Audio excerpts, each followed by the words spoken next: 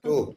Great. Well, thanks very much. And I think if Terry rather generously described me as the father of Meteor, I described her at the weekend as mother of peer mentoring groups. So it gives us a very interesting relationship. And I promise not to scare you by appearing as Darth Vader again, Terry. So sorry about that. Okay, transformative research and innovation proposals. This sounds very grand, and it is. And this to me is my dream project. I've wanted to do this for many years. Thankfully, the European Commission gave us the opportunity to get some funding to actually make it happen. And I'm just so pleased that it's running and everybody is enthusiastic and showing up at events and showing up online. It's been great. So thank you again. This is a great opportunity for everybody, but for me as much as anyone else, even though I'm an old guy. So this morning we're going to talk about transformative research and what you're going to do with it. And we've had a lot of discussions in the project about what this means. It could mean transformed methods, but it's not just that. It could be transformed people. And we definitely hope it will be that. We hope you'll be transformed in many ways by participating in the project. You'll get energy from other people, you'll get ideas from other people, you'll share your ideas, you'll develop your ideas, so you will be transformed. And we want transformed outcomes, so not just business as usual, but special things. And I think the thing that came out of the first academy in Roskilde last week was that everybody, when they put their ideas together, they were doing something that they really believed in. So we had some great ideas from our PMGs, from our postgrad groups. Things like mental health support networks for postgraduates, transformation of eating cultures, all sorts of really interesting stuff. But the key thing was that every idea, we had 10 really clever ideas, and hopefully they'll be available to share at some point. 10 really great ideas that everybody in the group believed in. They weren't ideas that were just based on developing their own research that they were doing in their PhDs or in their work as early career researchers. It was something they believed in. And for me, this is absolutely crucial. So, transformed from what to what? From eco-inwards to eco-outwards. And you'll see in METEOR, which I think I'm I'm really proud of that acronym. And the term eco-outwards, I think, is key to what we're doing. So what do we mean by that? In most research situations, you're in an ecosystem. So you have yourself doing some project, some study. You have probably a supervisor. You have colleagues in the office doing similar things. You have probably journals that you refer to in your field, colleagues in other universities and other countries, all talking about the same stuff. So you might be talking about early 18th century Finnish poets. You might be talking about developing better quality solar panels. You could be talking about all sorts of things, but your ecosystem is essentially inward looking and deals with its own issues in its own way. Eco-outwards is different. So we want to look out at wider society, look outwards to what the problems and challenges are for that wider society, and go from research that calls for further research to research that actually addresses these social challenges. And really, right at the moment, these challenges are getting worse by the minute. In everywhere from Minnesota to, even in Jyväskylä, I guess. So we're going with eco-outwards research from what we could call, to be pretentious perhaps, academic silos, where people don't talk to people in other disciplines, to epistemic communities where we work together on common challenges and talk to other people from other disciplines, from other countries, from other research traditions. So basically we hope we're going from citations to excitement. And I do get a real sense of excitement even from you, even though you're a couple of thousand miles away.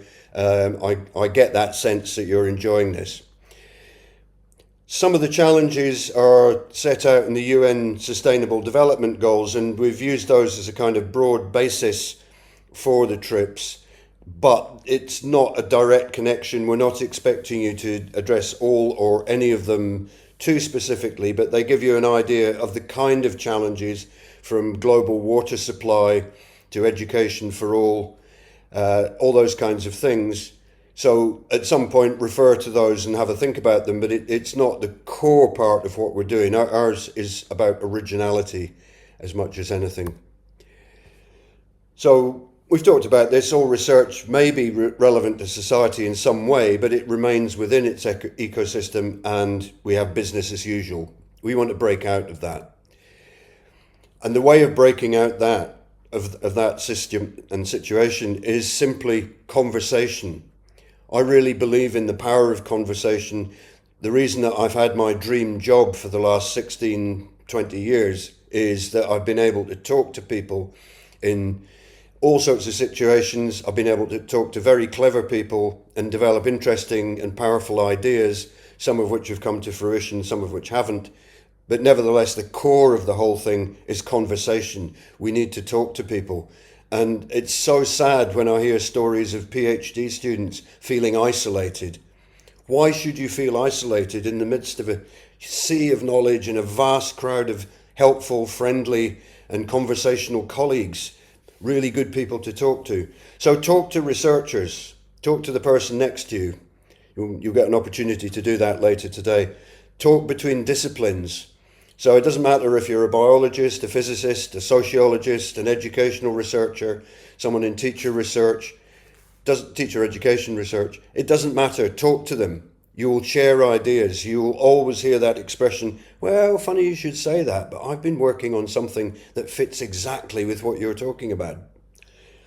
Talk to your stakeholders. So this is a topic that will come up again in the context of the trips, the proposals.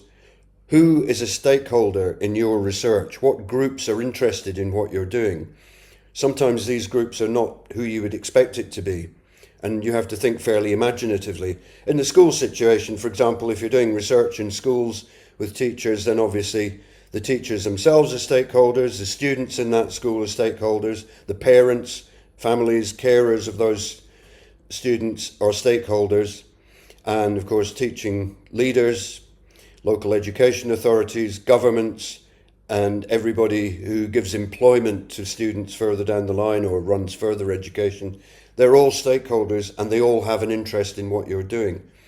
And finally, the people who drive research, the funding bodies, talk to them. I've benefited with some conversations with the European Commission. We're a large funding body and have enabled us to be here today, but not enough. And I wish there were more opportunities to talk to the European Commission and other funding bodies instead of just listening to them, which we have to do quite a lot. But yeah, talk to everybody you can. Tell people what you're doing. This is a big career opportunity. And if people don't know what you're doing, they're not going to give you a job, basically.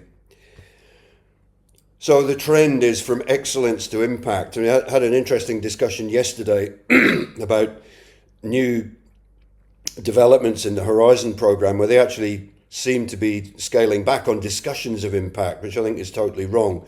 And I'll maybe have some more news about that soon. But nevertheless, impact is still really, really important, whether you're doing a European Commission proposal or something else. It's no longer enough just to be excellent in your own field. It's important to generate solutions that respond to real world needs. So we're shifting from competence as performance. So your PhD is not just about being a clever researcher that knows how to do an ANOVA or knows how to justify doing a focus group or whatever, but competence as, I can't see what the next word is there, so you'll have to read that for me. But yeah, it's competence as conversationalists, conversation as moving things forward. So I've got an old friend, Colin Smith, who's done a PhD himself many years ago, as I did, and he's just done a massive paper which is well worth reading. I think it's available now. It's certainly in preprint at the moment. And his topic is understanding. So he's looked very closely with his co-author Karen Walsh, he's looked very closely at the concept of understanding, and they've worked out that understanding something means taking a position in relation to that thing. So take the example of an 11-year-old kid in a maths class. That kid might or might not be interested in mathematics. He or she might be very distant from mathematics. That's their position in relation to it. They might be really good at it. They might be a genius. They might be right in the center of things. They might be the sort of person that can calculate a value of pi to 12 decimal places in their heads. They're right in the middle of it. But that's their position in relation to mathematics. So similarly, positioning is about you as a researcher. And an eco-outwards researcher, I owe this insight to Ali Akada from the Open University. Anybody from the OU here at the moment? Yes, good on you. Glad to see you there. Bit different to Milton Keynes, I guess. So anyway, eco-outwards researchers are positioned towards planetary stewardship, social justice and equitable impact. Technical skills are still important, but they're shaped by values that are explicitly expressed, and those values will come out in your trips as we go through. Okay, so we're getting into the actual process here, the nitty-gritty of what's going on. So each of your groups, at the moment we have 71 groups, that might go up by 1 or 2, but basically we have 71 groups. Each of your peer mentoring groups will prepare a research and innovation proposal within a specified funding limit and timeline, using a template and a protocol based on current EU and national practices. Okay, that sounds quite boring. It's not.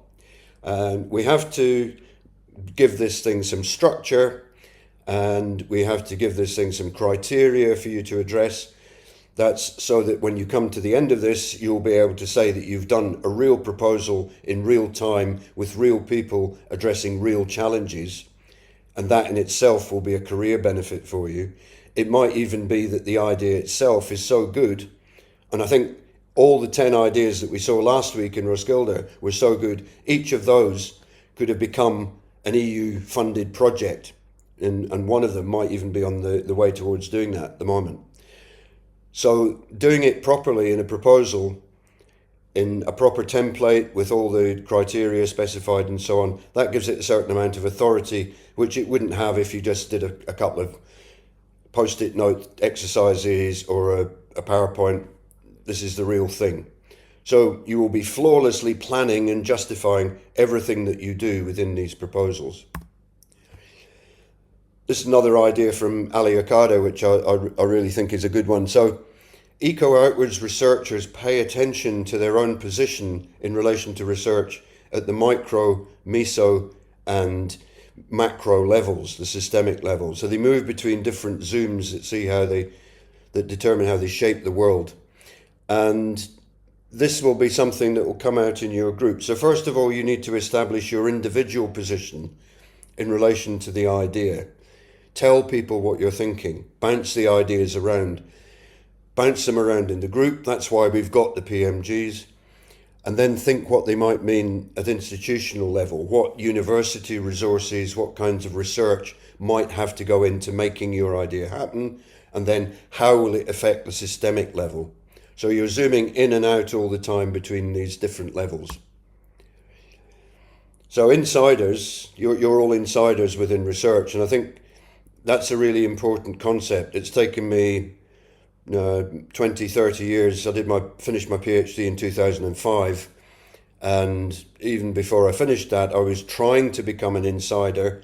And it's taken me a long time, and I'm still not there. Everybody has this feeling that they're an imposter in academia.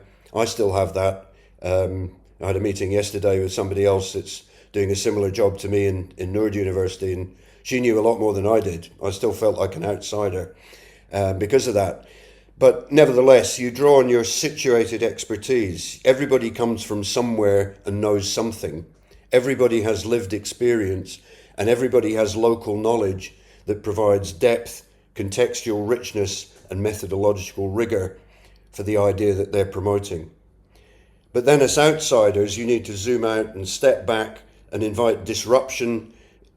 Think about innovation and collaborative critique, and open your work to different disciplines, cultures, and communities. And I think that's just so exciting and so important. I had a great conversation last week with a guy from Iran, and his area of study was music. And he'd studied Persian music, Arabic music, and now he's in Finland. He might even be in the room. I don't know. But the point is that opening up to things that you have no experience of is really important to develop your ideas. Everybody builds up this reservoir of ideas and knowledge in their heads, and suddenly something else comes in there and disrupts it and suggests an innovation. So this is the group process at work. And then with a zoom across time, you consider both the historical legacy and the long-term implications of their choices. So for example, in a recent project that I was reviewing, there was some consideration of tracking within education. So some of you might know what tracking is. Most of you probably know what it is. Basically, it's a decision point in the school process where young people are allocated to perhaps an academic track where they're expected to go on to university. I'm thinking particularly about Germany here. There's a kind of middle track for the ones who are going to be civil servants and office workers. And then there's a vocational track for those who are going to work in factories or be motor mechanics. I think this is a really bad thing. And there is some research that shows that it's problematic in terms of educational inequality. But there's a historical story behind that. There are all sorts of factors that have given rise to the way that particular education systems look at any particular point in time. They have long-term implications. So the implication of this tracking decision is that many very clever young people at an early age, when they don't know how clever they are and they don't know what they're good at, will be pushed into a track where they're stuck for life in a second-class position. And that's not good. So thinking about time is very important in the TRIPS process. So going back to the process itself, you probably understand this already, and I'm just working through it again to make sure that it's absolutely clear to everybody what's going on. So you're going to work in peer mentoring groups. You're working now in a peer mentoring group at the Academy. You're going to be working over the next 12 months or so online in the Academy, and there'll be hopefully some more information about how that's going to work on Microsoft Teams and so on in due course. Essentially, within the group, you're establishing not just a relationship, but relationships generally with the people around you, possibly even with other groups. And we're hoping that groups will use their own initiative to reach out to each other sometimes when there are problems that a single group can't solve, another group might have an answer. So we're not going to discourage that. This is not going to be a competitive exercise. This is an exercise in collaboration, because that's a transversal skill that we want to encourage. In the group, you'll agree on a problem. Now, as Terry said in her introduction, you don't need to do that today.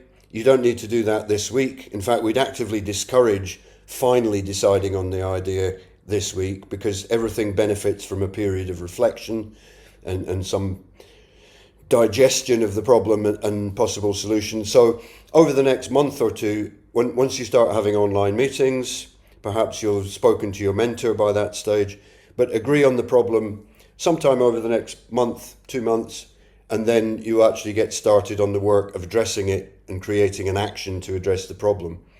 And then, of course, documenting it. And we've tried to make the documentation not too arduous, but enough to be rigorous.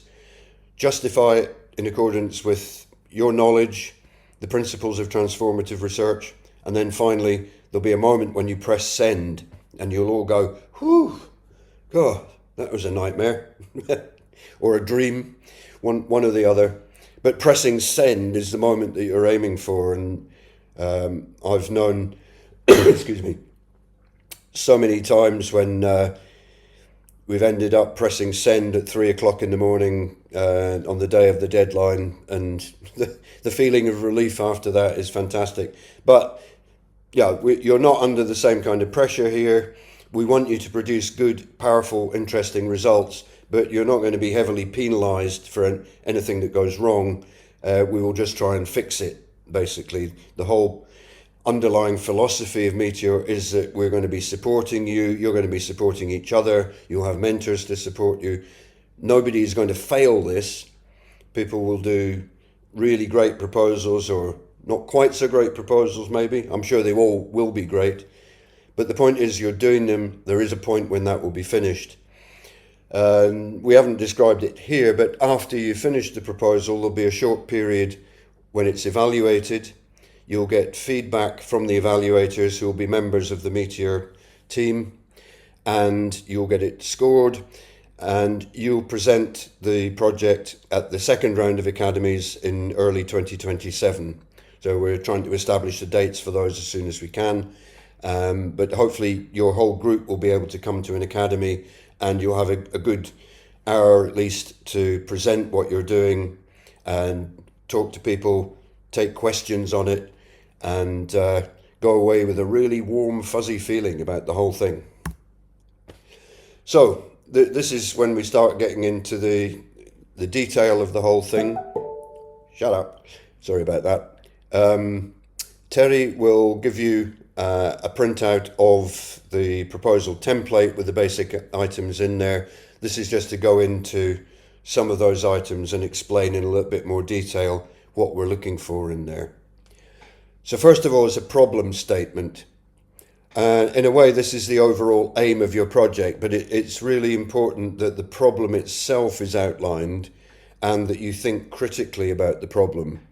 So for an example from recent history, I evaluated a project a few weeks ago about educational inequality, and it was a really good project, and they'd done a vast amount of work. They'd done systematic reviews and all sorts of work on their methodology and things like that, but they hadn't really addressed the problem of what is educational inequality. They'd looked at what causes it, but they didn't look at what it actually is. And when you get your zoom lens into play and look really closely at things, as you can see in the nice atomic lattice on the left of the slide, when you look really closely at things, everything breaks down into more and more detail. So for a long time in physics, we worked with the concept of the atom, and now we've managed to penetrate that and get into concepts of things like hadrons and gluons and Higgs bosons and so on at a very, very fine level of detail. And it should be the same with your problem. So, for example, looking at mental health issues in the postgraduate process, what's involved there? Mental health is not just one thing, it's a whole range of things and a whole range of factors that go into it. So we're expecting you to look very closely at the problem and break that down. Secondly, what's the state of the art? What's the technical background? So this is where you show what, as a group, you know about this problem. So depending on what the problem is, some of you may know more about it than others, but the point of having a peer mentoring group is that you can delegate things to other people in the group. So for example, again, if you were looking at mental health and you have a physicist, then you might want to get the physicist to look at the network aspects of mental health. So what kind of networks do people have? How do we analyze those networks? How do we spot nodes in the network where things go wrong? So be imaginative about how you allocate tasks. Look at other attempts to address it. Everything has been done before in some way, somewhere, sometime. This is where the historical perspective comes in. So look at other funded projects. Don't just look in the journals. We're not expecting you to do a systematic review. You might conceivably use AI for this, and as of a couple of days ago, we now have a section in the training resources about AI. This is brand new, and I don't think even Terry and Joe know about it yet. So this is its first revelation in public. So look at that, but look at other funded projects. The EU has done thousands and thousands of projects in Horizon. There have been thousands more in national research funding streams. Look those up. Be imaginative about how you search for projects and looking at things, and then try and think what you're going to do that will go beyond that state of the art. This is a very important part of European proposals, and it's important for you because we want something that demonstrates your originality and your talent in problem solving. Then after that, look at the alternatives. So are there other ways in which your problem could be addressed? Yes, but. So everything has a but. Look at these and think, well, why is ours better than anyone else's? And you need to justify that. You need to be proud of what you're doing. You need to believe in what you're doing. And you need to convince other people that your idea is the best one for the job. And this is something that all of you will have to do in any kind of career that's based on your ability as postgraduates to go out there into industry or into academia. You're always going to be problem solving. You're always going to be proposing things. You're always going to be justifying your ideas in opposition to other ideas, and you need to work hard on how to do that. So 1.4 is just an extension of 1.3. Why is your proposed action the best way of addressing the problem? This is you selling yourselves, selling your solution, and making sure that everyone knows what's good about it. So then 1.5, the overall aim. What do you propose to do? In brief, what are your actions going to look like? This is a summary of your proposal, and this is a point where you kind of stop and reflect. Can you get this down in, I think we've given you 1,000 words or 500 words for this. Can you get this down in a paragraph or 2 paragraphs and just express what it is that you're trying to do and why it's good? Then from there, specific objectives. So an objective is getting to somewhere and something that takes you further towards your final aim. So these need to be logically sequenced. You probably don't need too many of them in a European project. You'd expect that there might be 6 to up to about 10, 12 specific objectives.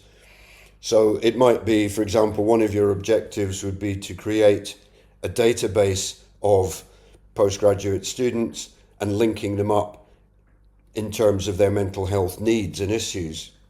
I'm not suggesting you do that specifically, but that's the sort of thing that might be an objective. And you'd have to provide a time frame for that. You'd have to provide some indication of how you would reach it and what you need to do. There'll be more detail on that later, but you need to summarize that in a specific objective. Where are you going, when, and why? And then you need to consider the ethics aspect of this, and the joke about Darth Vader at the beginning was actually an ethics issue because Jyväskylä doesn't want strange figures from the Sith getting into the university, and they're quite right. The Sith would make a terrible mess of the university system. So ethical considerations are really important. Diversity is important. Inclusion is important. How are these things incorporated in your proposal? How are you looking at social justice, social equity? It's a big issue. Gender is particularly important within that, and I think there's a separate statement on gender further down, but mainly just making sure that you address, without going too far down the line of making the whole thing about diversity and inclusion, but it's an important part of it. You need to describe that, and you need to describe what you're doing with it. So then there's a work plan. This is what you're actually going to do. Now, this might include actual research. So we're asking for research and innovation proposals. It's not a research project as such. The output is not just an article in a learned journal. The proposal is producing an action, something that actually makes a difference. Unfortunately, there's no real money in this, and the budget for this is going to be 3 million fictional euros. Okay, so that gives you a certain scope for what you can do and what you can't do. So 3 million seems quite a lot, and many funded projects get, a couple of thousand, 15,000. 3 million is a lot. So it gives you quite a lot of scope for bringing in different institutions. It gives you scope for working with a large group of stakeholders. But the question here is, what are you going to do with those? You might want to use the concept of the work package. Usually that's something that relates to an objective. So if your objective is to create a database, then the work package has tasks such as getting ethical approval for the process. How would you do that? Getting the data that goes into the database, building the database, structuring it, finding somewhere to put it online, and defining the access requirements and things like that. So that would all be a work package in the context of doing a bigger thing, which is solving the mental health problem. Then we ask you to describe the timeline. So how long is this going to take? Why is it going to take that long? So normally funded research projects go something like for a year, 2 years, 3 years, 4 years maximum. We've allowed a period of 1 to 10 years because we think that for some purposes you need a longer time scale to allow things to get into the public domain, to be accepted, to be developed, to produce results and have those results reviewed and so on and so forth. So we're fairly flexible on that, and this is entirely up to you as to how long it would take. We'll come to the topic of sustainability in a minute because no project should ever really finish. If the project's finished, then it hasn't really done its job. It should have some kind of continuation. People should remember it. They should still be using the results. So my job, and the reason I'm here today, is because I did a project 15 years ago that was funded. That gave me a job, and that job opened a lot of doors, and one of the doors opened onto this room today.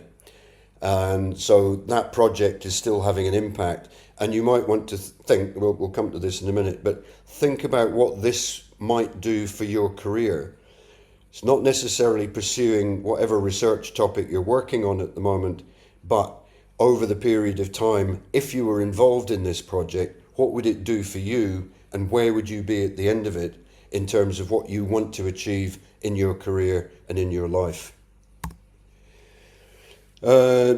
Technical stuff here, milestones. This is just a way of marking useful things that happen in the project. So completing the database online might be a milestone. So they relate to the work package structure, so that you don't have to spend a huge amount of time thinking about these.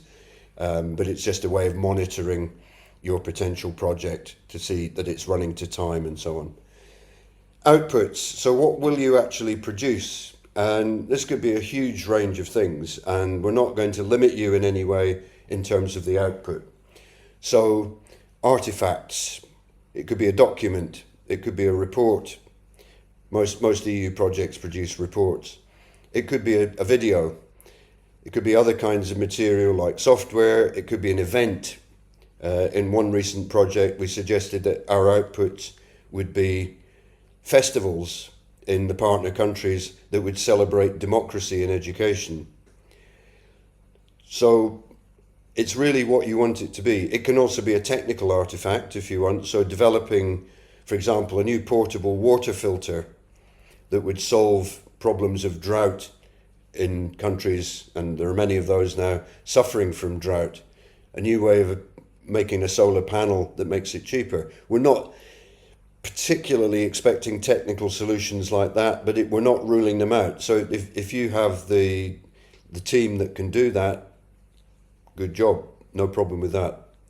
So a wide range of things. We'll discuss that more as we go through the project. There'll no doubt be questions about what you can produce, and some of that will be covered in the sections on research project design and so on in the training resources.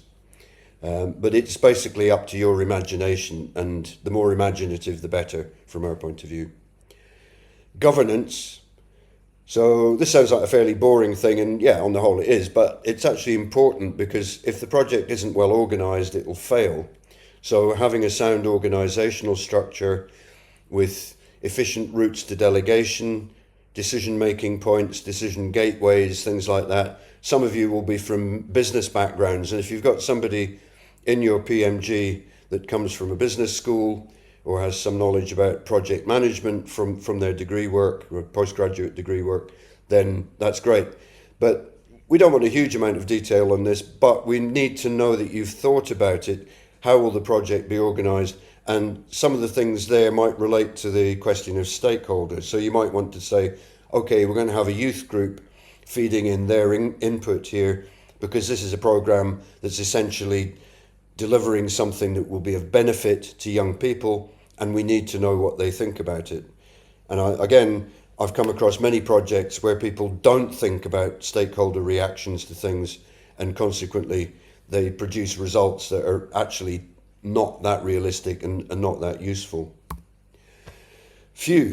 We're not too far off the end now. I think we've got about another 15 minutes, so try and get through this fairly quickly. Resources. So you need to think, what are you actually going to need to make this project happen? A lot of the things that you need will simply be about staff time. So any job within a research project takes a certain amount of time, and it's good to think about how much time that would actually be. So if you're setting up a big systematic review, which again, we're not ruling anything out, you might want to do that. If you're doing a systematic review properly, that could take up to 12 months. That's a really big task if it's done thoroughly and with people reading all the relevant papers and so forth. That would take a lot of staff time. You need to account for that. You need to look at staff costs. Again, we'll give you some guidance on that in the training resources. And you have to say why these resources are adequate. So you can't expect somebody to go out for an afternoon and give a survey to 500 students in a school. That's not realistic. There's work involved in building up to that. There's work involved in actually giving out questionnaires or collecting survey results online. And then there's time to analyse those results. So that will all take time. That needs to be accounted for. And then the consortium. So this is where you justify your own interest in this, why you and perhaps your institution or another institution that you're associated with in some way, or an NGO that you work with. And many of the people last week were involved in various NGOs that were doing good things everywhere in the world practically. Think about who would be a good partner for the project. You don't have to ask them at this stage, but we will be looking at the ethical implications of this and thinking about whether anybody who's actually mentioned in the final resulting proposal needs to be consulted. So we'll give you some more guidance on this further down the line. But at the moment, this is at the stage, certainly for the next couple of months, of being a brainstorming exercise rather than the final thing. And then risk management. So identify potential risks to the successful completion of the project. That's pretty much what it says on the tin. Impact. This is where I get a dinosaur in. The dinosaurs suffered, of course, from the hypothetical comet impact. Well, it's not really hypothetical. I think it's pretty much proven now, but that wiped them out. We don't want to be wiped out by impact, but we actually want it to make a difference and hopefully protect us from some of the comets that are threatening us, like Trump, Putin, and various other people who are messing with the world at the moment. So you have a section to describe your overall impact and describe its scope and ambition. What's the range? Are you going to reach a small group of people, a large group of people? You have to justify that in terms of what you're actually able to do, not what you'd necessarily like to do if you had unlimited funding, but just describe where your impact is going to come. So if you had a solution, for example, for a new type of grain that was going to grow in really dry conditions, that would have impact on third world farmers, or two-thirds world actually we should call it, two-thirds world farmers in certain countries. That would enable them to feed their families, perhaps sell more crops and have benefits for their families in terms of sending their children to school. That would be an impact of what you're doing. Then we ask for a bit more detail about that, and in this part the detail includes thinking about indirect impacts. So how would this build your careers? And many of you will be uncertain about what you're going to do next. I know I was when I was at the stage of not completing my PhD, but getting to the end stages, thinking, oh, what am I going to do next? And then I actually bumped into a professor. We were actually both in the bathroom at the time, and don't take anything from that. And he said, do you want a job? And I said, yes. And that was my job interview. And that was as a result of having worked with this particular professor in a project which had been relatively successful, and that led to the next job, and so on and so forth. But think about how this might advance your own career. Think about how you might work together as a group moving forward from this, and think about your position in your own institution. And a lot of people will perhaps get kudos and credit from their supervisors for engaging in external funding activities. And this project might give you the idea for an external project in real world funding that you could take to your supervisor or your department and actually get them involved in it. And this is actually happening as we speak with a couple of the groups from last week. So look at that very carefully. We have a section on communication. There's going to be a training resource on that. What media should you be using to talk to people about your project? How would you advertise it in the outside world? Obviously, there's a range of audiences for this, and you'll have to consider whether it's worth trying to communicate to one audience rather than another. This is complicated, but it's all common sense. Most of you will be really good at using social media, and you would have to make some clever social media choices about what you do with this. There's a term in European funding, CDE, that's communication, which we've just talked about, dissemination, which is actually getting your ideas into the academic community and to industry. So that's a little bit more technical than communication, and it's about actually sharing your results as opposed to just telling people what you're doing, and perhaps engaging other players, other actors in taking your project forward, whether it's in the context of what you're doing in this proposal or something further from that. Exploitation is the next stage, and quite often that can involve, very early in the morning here. This involves commercialization. That's always difficult in the case of projects like education or health projects where you want something to be free and available to everybody. But in that case, exploitation might involve actually getting school systems to take up this process, or perhaps a new training method or something like that. It doesn't matter, but it's about continuing what you do afterwards. The European Commission are very keen on commercial exploitation, and they churn out a lot of information about this, and we'll be putting this material into the training resource, so don't worry too much about that just now. Almost there. So dissemination, exploitation, we've talked about that. And then we ask you to do a business canvas. Some of you from a business background, business studies background, might know what this is. But basically it's a summary of your project. It's a little bit like the overall aim summary that we discussed at the beginning, but it puts it into a business context and gets you to think about the proposed benefits, who benefits, how will you reach these people that you're benefiting, how much will that cost, and so on.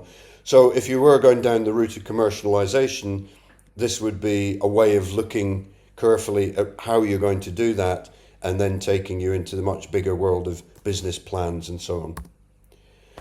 And finally, sustainability. That's partly concerned with exploitation or some other way of sustaining it. So perhaps you'll produce a research institute in a topic where there's no research institute in existence at the moment. Perhaps you'll produce a new kind of floating hospital that goes around to disaster areas, something like that.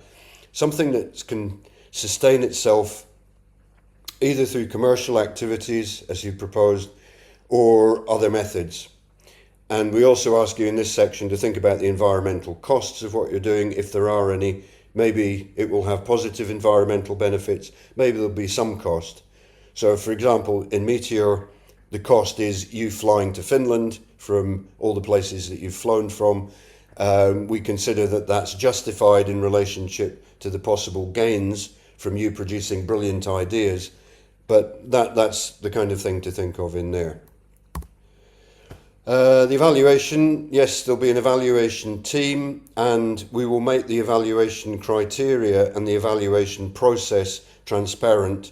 There's a training resource on that, which will be online in the next month or so.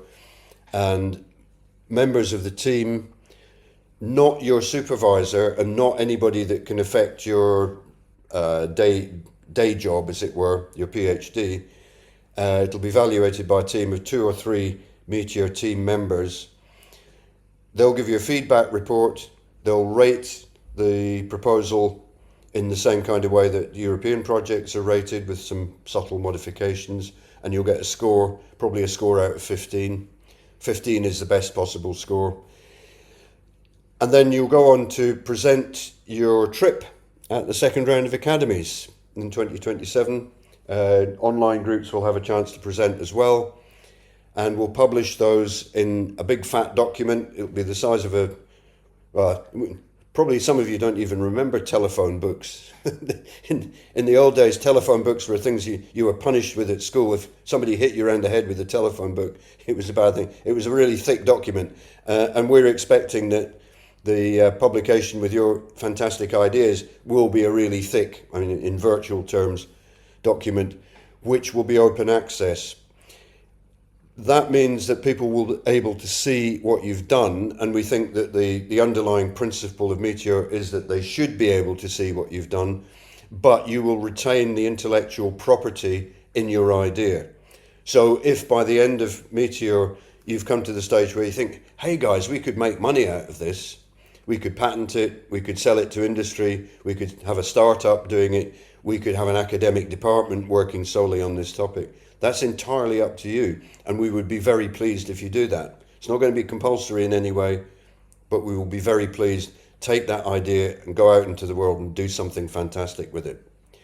So, yes, finally at the end, thank you so much for listening. I'm sorry it's been so long, but I think we have a little bit of time for questions, and yeah, please come back to me. The PowerPoint will be made available online, as will everything else, documentary form from today.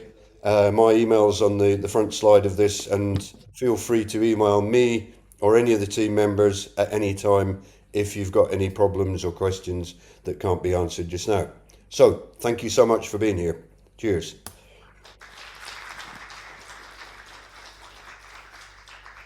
Thank you, Peter. That was really great. And don't worry, you don't have to remember all of it now. You will be receiving, you can see Peter's slides on the participants' teams. You will be receiving the whole, like a thicker set of instructions at some point as well. And there is like a one-page handout. But for today, you do not need to remember like the specifics of the template. So don't worry about that. Now the floor is open for questions. We have plenty of time. That's really great. I hope lots of good questions for Peter. Well, as you're thinking, Peter, do you want to say something about, you said that the budget was 3 million euros, and then the timeline for the project was this. And then, depending on the project, you may have different types of partners involved, different amount of partners involved, and different countries involved. Can you say a few words about how all this squares together? I'm a bureaucrat, so this is one of the things I'm always concerned about, like time, money, how do you spend that? Yeah. Okay. So that's an important question. And just let me say something about questions first. Don't be embarrassed about not being able to ask a question at the end of a long presentation, because every conference I've been to, almost ever, even with sort of supposedly top level academics, everybody burrows their head into the chair in front of them and tries to avoid asking a question at the end of the session. But one of the things we want you to think about is actually the process of asking questions. Don't be afraid. One of my kids, my oldest son, has a job and kind of very esoteric software thing, and his career has entirely been built on being able to ask the right question at the right time. And now I have a process where if I'm sitting watching somebody else's presentation, I start thinking about the question about halfway through and let it kind of germinate in my head. And then if you jump in at the end, the first person to ask a question is the one who gets noticed. And I found that to be an immensely valuable thing in my not particularly meteoric career, but nevertheless, it's something to think about. Getting yourself noticed most of us are embarrassed about that. I'm not by nature an outgoing person. I'm embarrassed about standing up sometimes. Now I actually enjoy it. But that's taken a lot of practice and a lot of opportunities to ask questions that weren't there before I went to university and before I did a PhD and so on. So don't worry about it, but think about it. Okay, so back to what Terry said about the whole structural thing. So one of the principles of METEOR is that we want the maximum amount of interaction between ecosystems, between institutions, and between individuals, and between countries, national situations, regional situations. So I think the reason that the European Commission has promoted research projects, research and innovation projects for a long time is because they genuinely see this kind of interaction as a very powerful tool for solving problems. And whilst I have a lot of issues with the way that they go about it, the next time anybody buys me a beer, I'll be happy to spend 2 hours ranting about the deficiencies of the EU system in many ways. But I still think it's idealistic and it's very powerful and it's a really good thing. And building trust, relationships between people over distance is always a good thing. So you've got 3 million. We decided on that because that's a typical amount for an EU project. That coincidentally is pretty much what METEOR has. And it's important to have a figure to start with, because if you try and cost something with a blank sheet of paper, anything can happen. And one of the first projects I did as a postgrad was about training or evaluation tasks in the car manufacturing industry. And we gave, or the German company that were running this, were giving young apprentices a test where they had to design a machine to produce dice, things that you play games with dots on the side. And most of them just drew a black box, and you put metal in at one end and the dice came out the other end, but they had no idea what's going on in the middle. They didn't explain that. So if somebody said, okay, go ahead and do this, their budget would have been all over the place. They wouldn't have had any idea how to make this box, how much it was going to cost, and so on. So it's a good idea to have something to start with. Excuse me. 3 million is a reasonable figure because it allows you to work intensively on something for a reasonably long period. And as Terry said, somewhere between 1 year and 10 years. Okay. Usually with a project, you need about a year for everybody to gel, to get together, to get their ideas into a common understanding and to get the action sorted out. And in METEOR, even with all the experience we had going into it, it was still a rush to get certain things done, like allocating you to the peer mentoring groups, like allocating mentors and arranging the academies and so on. So it took us about a year to do that. And I think that was realistic, but I'm always over optimistic about timing. I want everything tomorrow. And I'd perhaps, when we wrote the project, we rushed into things a little bit and didn't think of every possible aspect. And that's totally normal. That happens in every project. It doesn't matter how good they are. It doesn't matter if they got a 15 in their evaluation. They all still have timing problems. And every project that I've actually reviewed recently for the Commission in the middle of their activities, they've all had slippage in one way or another. So you have to think about that time frame, but when the clock's ticking, people are still needing to be paid. So even when you're sitting around having your kick-off meetings in the first part of the project, people are being paid for that. You will be paid for it in virtual terms, and you'll probably have to be flying to meetings or traveling to meetings and arranging meeting rooms. So you need to be realistic about costs. This is part of the learning process for METEOR, part of the transversal process of developing the skill of managing projects, conceiving projects, thinking through problems. So, how long is this going to take, realistically? How long do we need for a kick-off meeting? Do we need a follow-up meeting? What are the ethical requirements going to be? Don't underestimate that. And I think Jyväskylä is extremely good at raising ethical issues and dealing with them. And I think that's a good thing. It's important to have those ethical questions raised from time to time and make sure that you're not treading on anybody's toes in that respect. institutionally, you then start to get into all sorts of administrative concerns, which in this particular context, you don't need to worry about too much. So there are salary scales and salary tables. There are things like indirect costs and so on. There will be material on that in the training resources. We're not expecting too much. There wasn't a slide about this, and I should have put one in actually. We are expecting a budget. So there will be attached to the proposal form, there'll be a spreadsheet which will ask for a budget development. That will include things like staff costs, travel costs, costs for anything technical that you need to buy. If you want to buy a hadron collider, it's probably a bit outside your budget, but you might find a cheap way of doing it. And if you can find a cheap hadron collider for €1.5 million and then go on to solve the problem of gluons, that's absolutely fine. But just get it in the budget, justify why it's there, and tell us where you're getting it from, because I'm sure we'd sell a lot of those. Terry, does that? I'm rambling on, and I could say a lot more about this, but does that address the kind of things you were thinking about? I can see a hand raised, so another question has come up. Thank you, Peter. This was brilliant. It's always important as a PI, so principal investigator, think about how you're using the budget that you have. So that's something that's constantly on my mind anyway. Yeah. Thank you very much, Professor.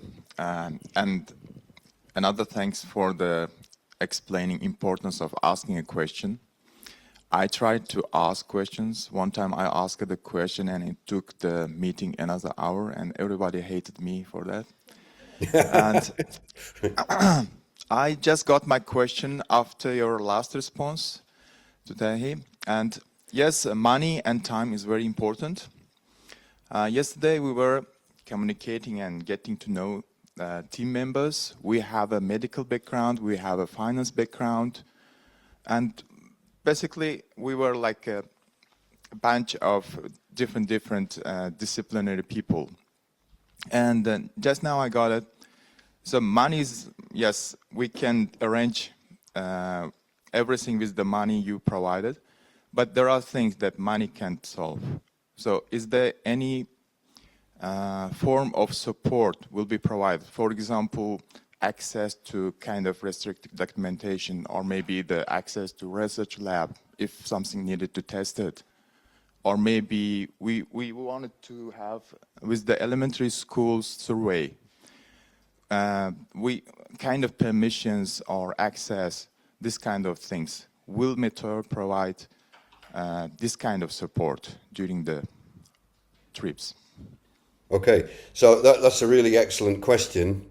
Unfortunately, the quick answer is no, and the longer answer is yes. So we don't expect you to actually get into the lab, or we don't expect you to get into schools directly, but what we would like you to do is look at the process that you would have to go through to get that kind of access. If you want to take it further, and if you can justify what you're doing as being essential to your work, and if you've already investigated the route to access and you need perhaps an introductory letter from the project or something like that, and I think Terry's going to raise a point about that in a minute, but if you can get to that stage where you can say, we know how to do this, this would be highly desirable to move our proposal forward, and we've investigated all the ethical concerns. I mean, it's particularly important with school access and when young people are involved, but it could also be important if there's, as you say, a restricted kind of lab activity going on, and there might be issues of commercial confidentiality involved with that. So I'm saying no because we have limited resources and a limited amount of time in the project itself, but I'm saying yes because we don't want to discourage you from being ambitious.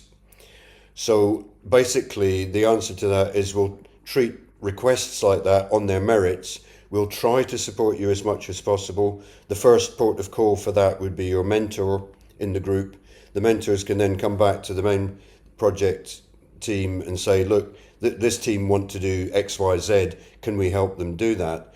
And hopefully the answer will be a cautious yes. We won't be able to fund anything. We won't be able to provide staff time for you or anything like that. That's already kind of budgeted into the project itself. But we will help you as much as possible as far as we can. I think that's all I can say on that one at the moment. Thank you. Great question, though. If I may continue from what Peter was saying, it depends on whether you ask this question as something that you would actually do or as something that you would do in your imaginary proposal or your real proposal for an imaginary project. If you were asking this in a sense that this is what you would do in your project that you're proposing, then of course one thing to consider is what is your consortium? Who are the partners in your consortium that can provide you the lab access, that can provide you the school access and so on? Because one of the things that evaluators would look at is the feasibility of the project. Is the project consortium comprised in a way that allows you to do what you're suggesting to do? So for example, if you have really kind of like, if you have, let's say a medical project, but you don't have any, for example, universities that actually have faculties of medicine involved or teaching hospitals involved or something like that, then the evaluators are going to say, nah, it's not really a feasible project because they don't have the capacity in the consortium to do the things that they want to do. If you want to work with civil society somehow, really outward-facing projects, but you don't have any civil society partners in your imaginary consortium, the evaluators are going to say, no, they're not able to do what they're going to say they want to do. So if you're asking in a sense of this is the project we are proposing, then you have to think about your consortium. What are the partners you would need in your consortium to actually do that? If you're asking, as in this is a project we're doing, and we have funding from somewhere else, not from the imaginary 3 million euros that we're offering you in this project, then you have to go with Peter's answer. Great, thanks, Terry. That was excellent, and I'd just like to say thanks to Joe and the technical team at Jyväskylä for great audio quality on this. Sound at my end is fantastic, so good job for everybody. Thank you. Do you have any other questions?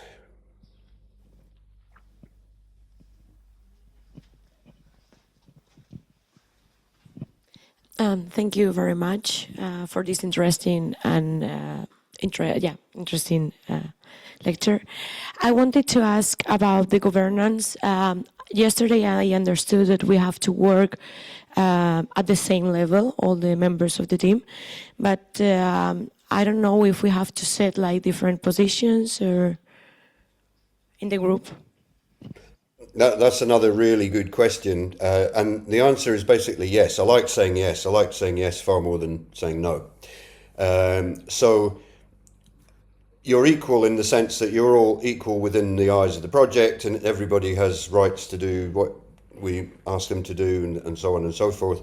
But the whole essence of teamwork is that people do what they're good at, and there's an allocation of tasks to different people, because otherwise, if you fall back on one person and everybody says, oh, well, she's really good, she can just write the whole thing. That's not the point of the project at all. The point is that everybody has a valid role within the PMG, within your group, and that role will reflect your interests and your abilities, your research background and so on. And that's entirely up to you to decide.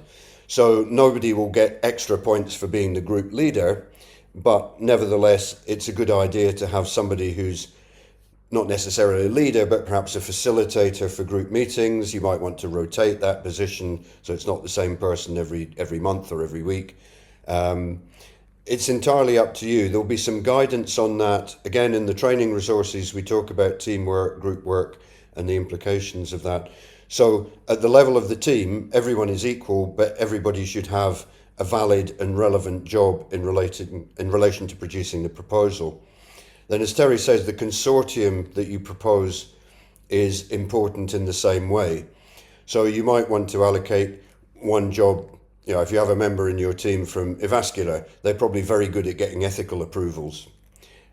This is becoming not an in-joke exactly, but it's very serious. Not sure whether we're good at getting them. We're very good at Well, asking okay. them. But and they take it very requiring them. seriously. Yeah, they take it very seriously. Other organizations, for example, some of our Turkish universities have incredibly good school networks, and if you wanted to propose something where access to vocational schools was important, something like that, then your Turkish partner might be a good way of doing that.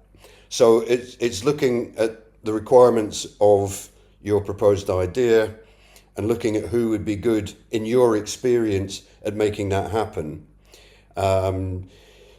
It's hypothetical, and it's always a tricky area between proposing somebody you think will do the job and then getting somebody that actually can do it. There's a bit of a grey area, and I'm sure we'll have more discussions about this.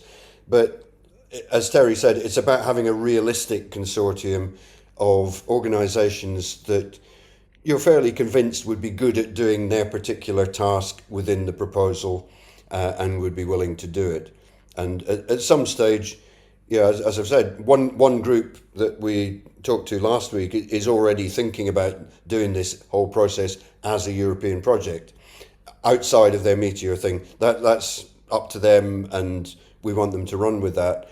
We're not expecting everybody to do it, but yeah, it's about getting the right people doing the right things. So nobody is going to be the apprentice, nobody's going to be the master, everybody is equal, but allocate the jobs in an appropriate way.